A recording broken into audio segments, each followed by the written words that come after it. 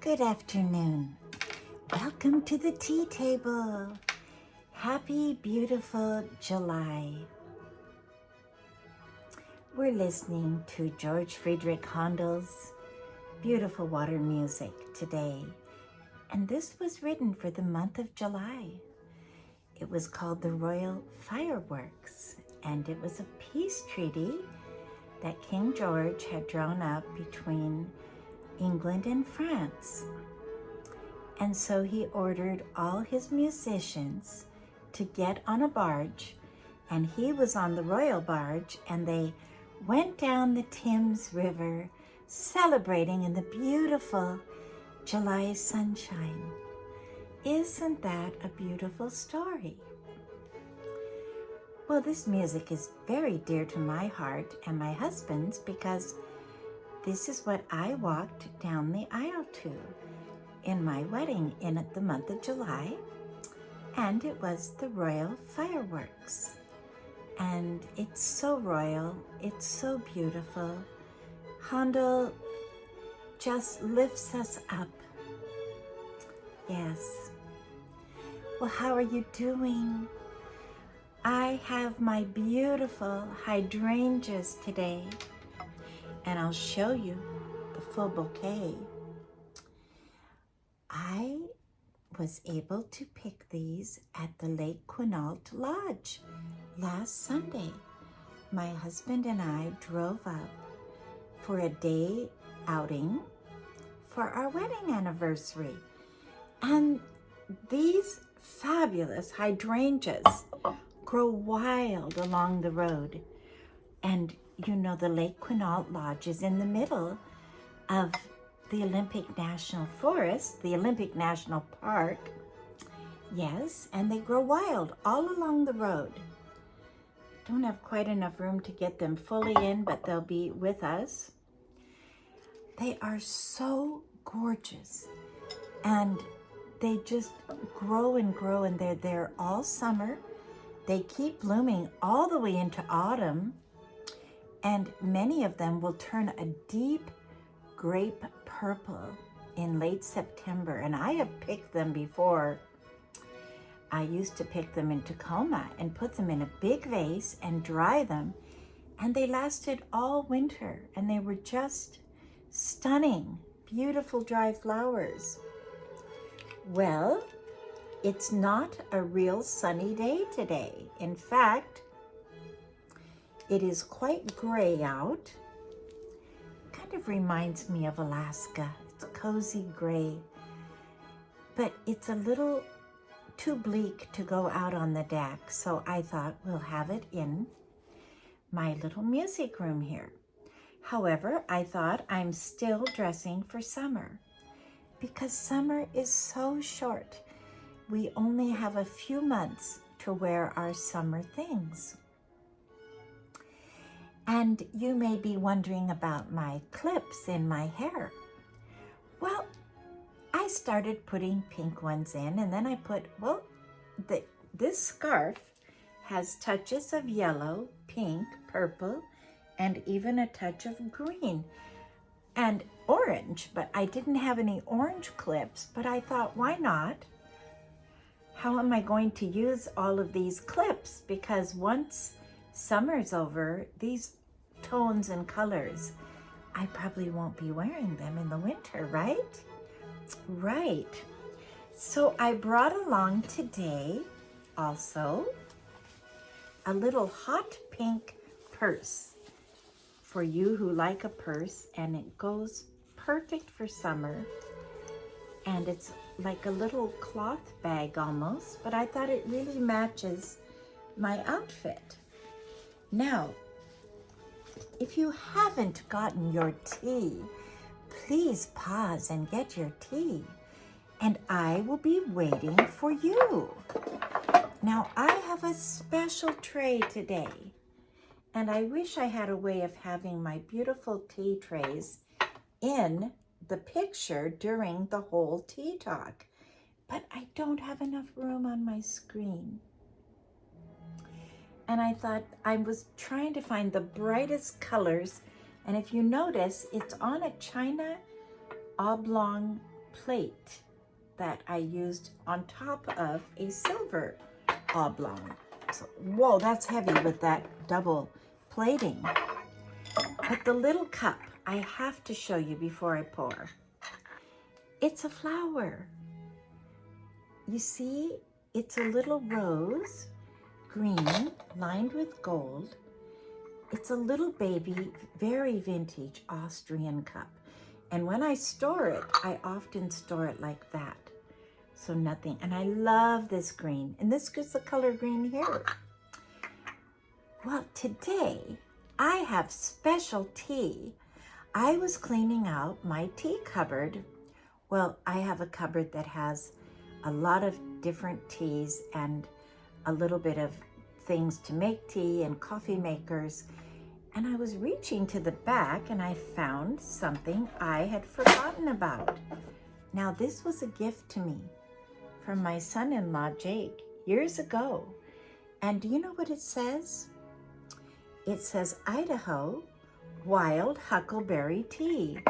Well, I had never opened it. It's a darling little wooden box that could be reused and has these darling tea bags in it. Well, the thing about tea, it lasts a long time. It doesn't go bad. It may go weak, but it doesn't go bad. So I am going to try this in front of you. If anything happens to me on this tea talk, we'll know that the tea was too old. But here it is, just a little. This cup is very little. And I have a very dainty, dainty little creamer. It's a little splash. Okay, we're going to test it. Huckleberry tea for July.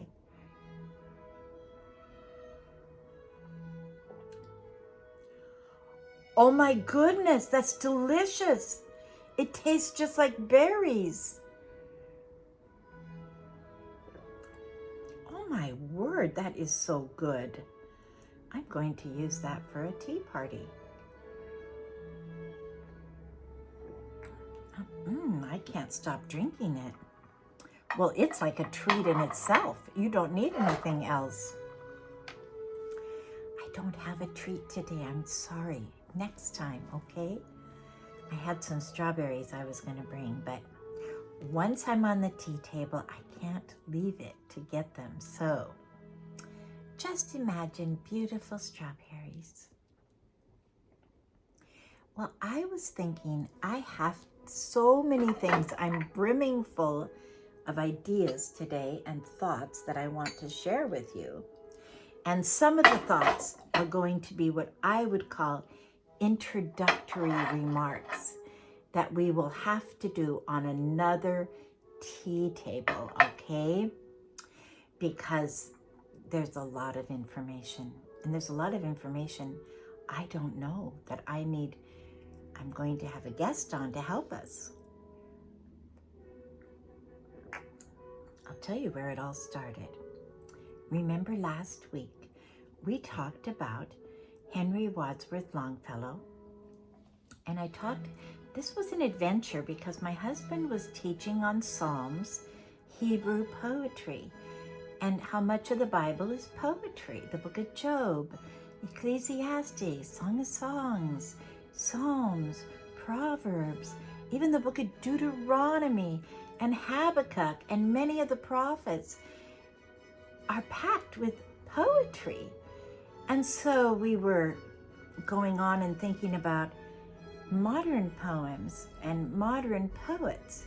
Well, we would consider Henry Wadsworth Longfellow an ancient poet to us. He's a true Victorian, but he was modern compared to the biblical writings, of course. So we went on that adventure and we were talking about meters and Hiawatha and Evangeline and many of his poems and how they were different. There are so many different meters, beats, rhythms, because poetry really is song in writing, in verse. So just as music has a variety, endless variety of rhythms, tonality, it can be a cry, It can be a joyful, it can be a war song, it can be patriotic, it can be holy worship hymns. So that's the variety we're dealing with in all the poetry. Well, so the 4th of July came, and I want to say a little bit about that in a minute. But we were invited to my son's girlfriend's family's home on the Hood Canal. And it's the most unique, beautiful home that was built in 1926. And it was built as a replica of a Bavarian castle that someone had seen on the Rhine River in Germany in 1926. Well, that's when it was finished, so it was started earlier than that. And you can only imagine, in those days, people were using old growth fir, solid wood, beautiful stonework, turrets. Well, the floor itself, I believe the man told me, is 3.5 inches thick of solid maple. Beautiful. And the fireplace, so beautiful. Takes the very extremely long logs, and I don't know how long, maybe 12-foot logs, maybe longer, but is huge open, and then the stones above, and then the wood carving above, and then, so it was kind of a combination of what I would say, I would imagine a Scottish castle and a German castle, because there was something about the room and the beams that reminded me of the great room where the chieftain would sit in his tartan and rule.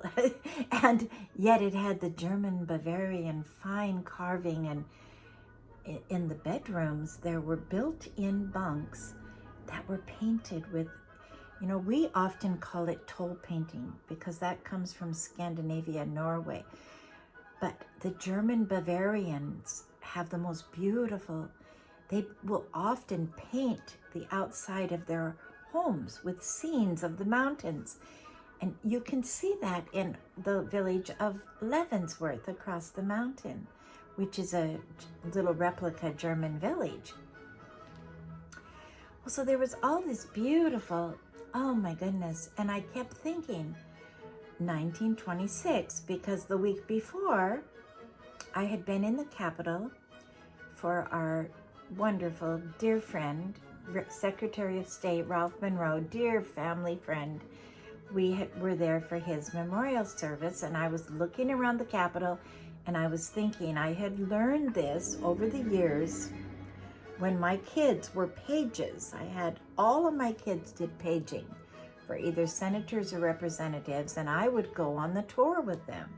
So I learned so much about our Capitol. In fact, if you want, they have free tours every day, and you learn so much. Well, one thing I had learned is that the Capitol was finished finally in 1929. It had been started in the 1890s, but it had run into financial problems and it had been put on hold. Well, they finally got back to it and finished it. It's stunning. It has 5 different kinds of marble.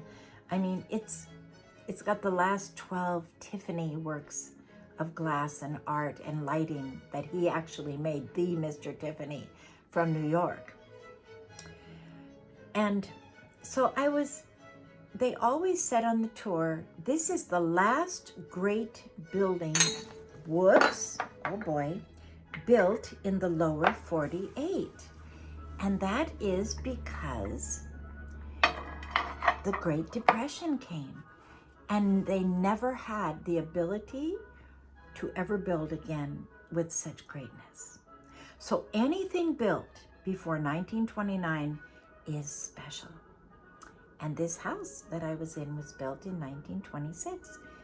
And I believe the gentleman told me that the great-grandfather that had built this house had hired an architect fresh out of the University of Washington, And it was a woman, and it was 1925, and she was given this as one of her first projects. And so she researched. My, what a tremendous job she did. I mean, this house is so beautiful. Well, so then right after the 4th, my husband and I, on Sunday, we decided to go to our favorite place, Lake Quinault Lodge, for lunch. Just a day trip. It's only an hour and a half from us. And we arrived there, and oh my goodness, it never fails. It is the same era. It was built in 1927.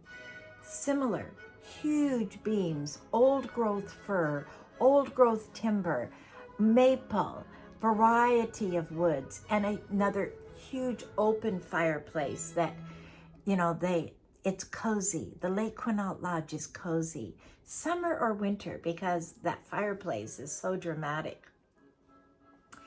Well, I have been to Lake Quinault Lodge many, many times, and because we live close to what they call the Loop, it actually starts on 101 in West Olympia, goes all the way up to Hoodsport, goes up through Brennan, Quilcene, Squim, then it goes to Forks, and then it goes to Lake Crescent Lodge, beautiful, and then it goes on to Salduck, which is another beautiful hot spring resort, national park, and then it ends up at Quinault, Lake Quinault Lodge, and then you go down, and you're going all along the Pacific Ocean. You're going in and out of the Pacific Ocean as you do this. You come up one side on the Hood Canal, but once you hit Port Angeles, those Straits of Juan de Fuca are to your right, and that is, Puget Sound is all going into the Pacific Ocean, yes. And so that is so beautiful, and that's the rainforest, unique to our state. Well, I remember I told you last week I had been down in Cannon Beach. Now there you see the Columbia River pouring into the Pacific Ocean. That's another, and that divides Oregon and Washington. That is the state line, is the Columbia River. So summertime, it's time to go see the beauty if you live nearby. But anyway, I've always seen at Lake Quinault Lodge the Roosevelt Room, and pictures of FDR, pictures of Winston Churchill. And I wondered, did he really come? And then there's pictures of Teddy down at the Lake Crescent Lodge. And Teddy is, of course, so much earlier.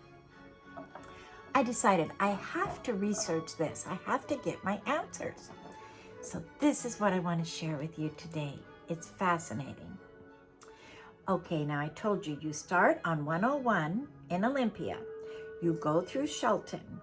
Then you go on through Union, or the beginning of the Hood Canal. And you go on up to Hoodsport. Now in Hoodsport, if you go up to the left, you're going to hit a beautiful Lake Cushman. Well, Lake Cushman has always been a beloved resort. Well, this is where it all started. Teddy Roosevelt, in 1903, came to our state.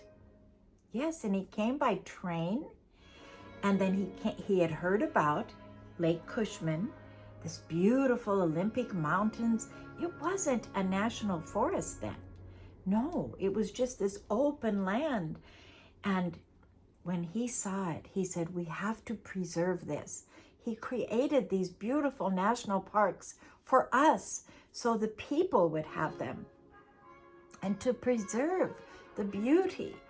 Well, the Antlers Hotel was built, the first lodge that, to my knowledge, in this area in turn of the century, 1900s, it was built on Lake Cushman.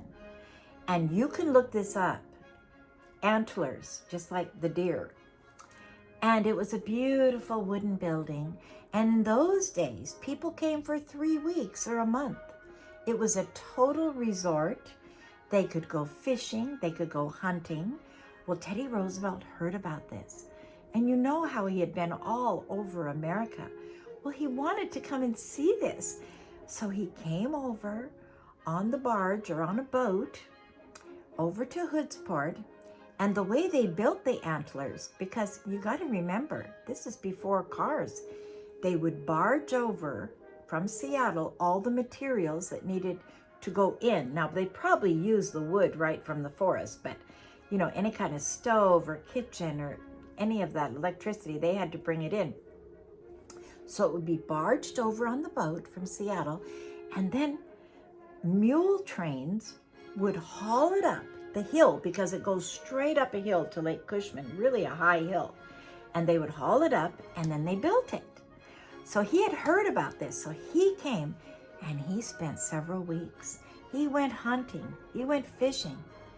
He said, this is something like I've never seen anywhere. And this is what Teddy Roosevelt said. He said, the Puget Sound stands alone as the most beautiful body of water with the forests. I am paraphrasing now. I have his exact quote, but it's on my phone. But basically, it's a one-liner, and he said something to this effect. The Puget Sound is so beautiful. I don't think there is anything I have ever seen more beautiful. In other words, it's the apex. You have the Olympic Mountains. You have the Puget Sound. You have the Straits of Juan de Fuca. You have the Pacific Ocean. You have the rainforest. The rainforest is unique. There's only one other place in the world that has anything like it. And do you know why it does what it does? Because there's winds that come from the Hawaiian Islands across the Pacific Ocean. They circle around and they create this moisture that creates these trees that are just, I mean, they're just incredible. And this nature is so healing. It's so important for us to go into nature. And Teddy Roosevelt knew that.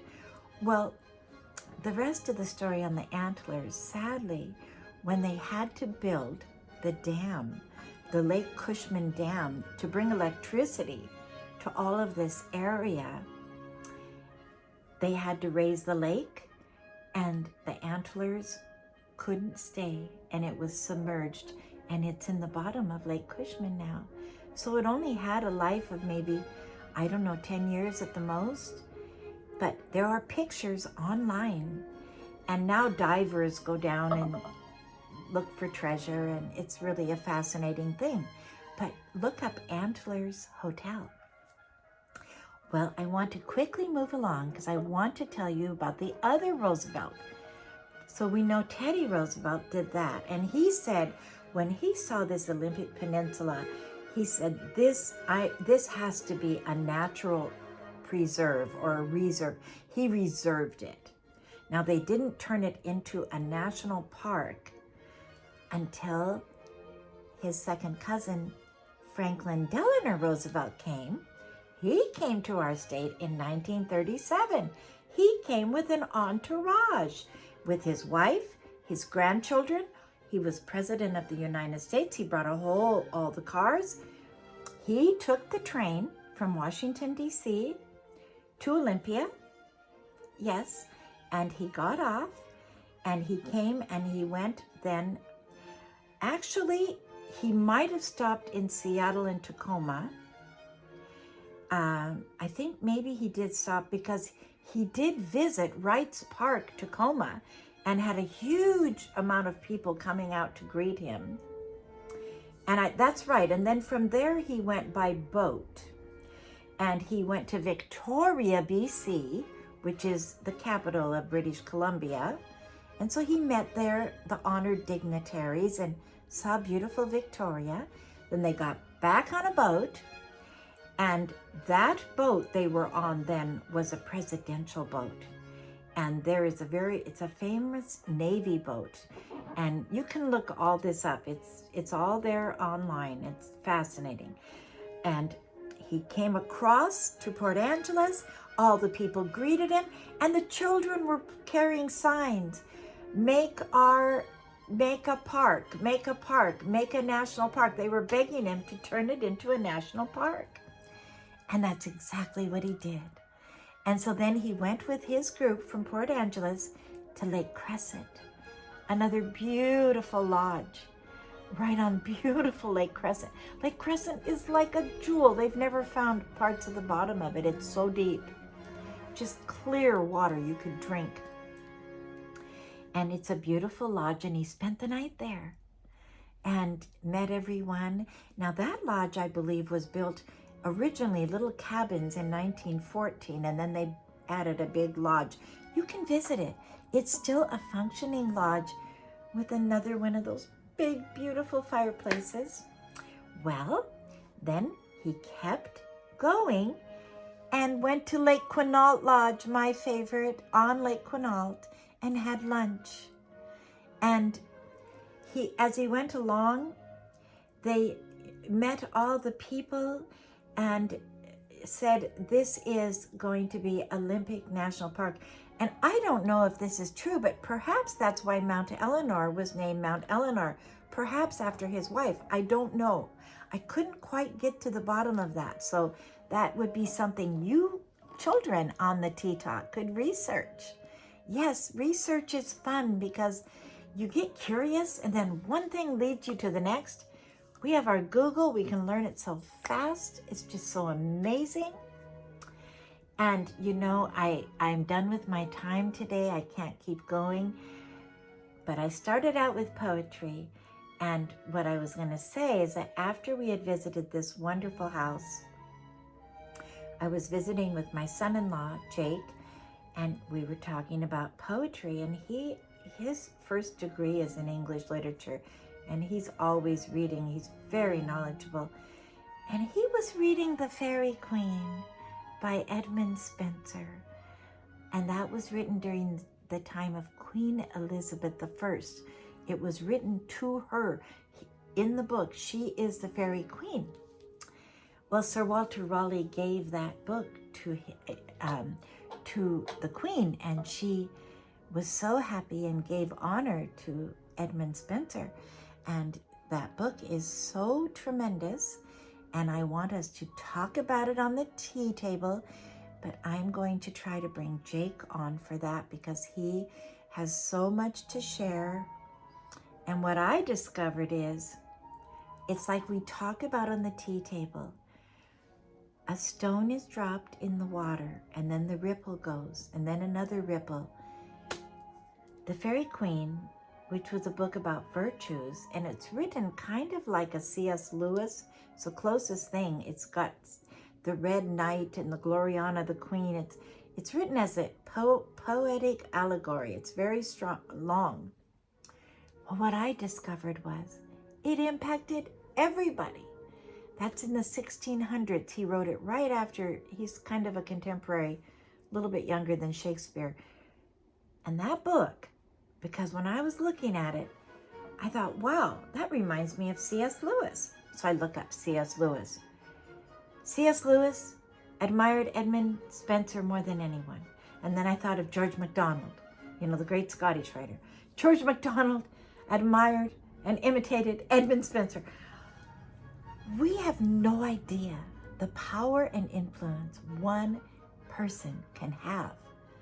I've only said two, but it ended up being all the writers. Milton, Pilgrim's Progress, John Bunyan admired Spenser. And so I say, little is much when God is in it. Edmund Spenser was a true Christian, and he was writing on the 12 virtues. He only lived long enough to write on 6, but it's good triumphing over evil. And that's where we want to spend our time. And to think that one book could impact and influence so many people. And to this day, it impacts and influences us. Because C.S. Lewis might be the greatest writer of the 20th century. truly. His Narnia series, all of his books are still bestsellers, beloved. So this is what I want to conclude with. Take the gift that God has given you. It may seem so little, but that's what God has given you. Use it, give it, share it. If you're a violinist, don't just let that violin sit in its case. Take it out and start playing. Play it for someone. Offer it. Offer to play. Join a little orchestra. Invite friends in. Use your guitar. Use your voice. If you're a poet, write a poem. If you want to write a book, but you think, oh, how would I ever publish it? Don't worry about publishing it. Just write the book. Yes. And if you want to sew something or knit something, this darling little 10-year-old girl named Miranda is kind of a part of our little family now. And she was with us on the 4th of July. This little girl, she hand crocheted a baby blanket for my new grandbaby. She hand crocheted a little purse for little Cambria. She hand crocheted a little headband for the baby. She's 10 years old. Her work is beautiful. And she's not just learning it, she's doing something and giving, doing something and giving. Isn't that wonderful? That's what God wants us to do. That's worship. Martin Luther said worship is making your bed, baking a cake, sweeping your floor, helping your neighbor, going to work, doing your job. Do all to the glory of God. That's worship. And I believe in worship, the problems are solved. When we worship, problems are solved. They go away. Yes. Lift your eyes upward and give something to someone today who can't give you anything back. That's what my father used to tell me. He said, if you want real joy, you give something to someone that can't give you anything back. The no strings attached. Give. Be generous. And you will be happy. Yes. And others will be happy. Thank you so much for joining me. And don't forget to have your cup of tea and make a little tray. A little tray is so fun.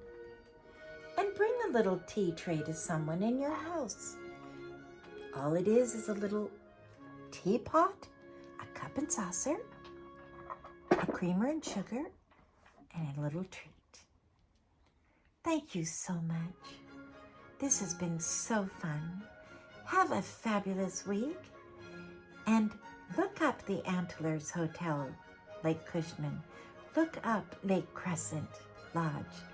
Look up Lake Quinault Lodge. And then if you live close enough, go visit. Day trips are wonderful. Thank you so much. Have a fabulous week. And don't forget to pick the flowers. Hydrangeas are the best. They last forever.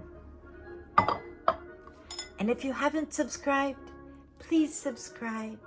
Push the notification bell. Share with a friend. Everyone's welcome to the tea table. And if you liked, a like is nice, and a comment I adore. Thank you so much. Have a great week, and God bless. I look forward to seeing you next time.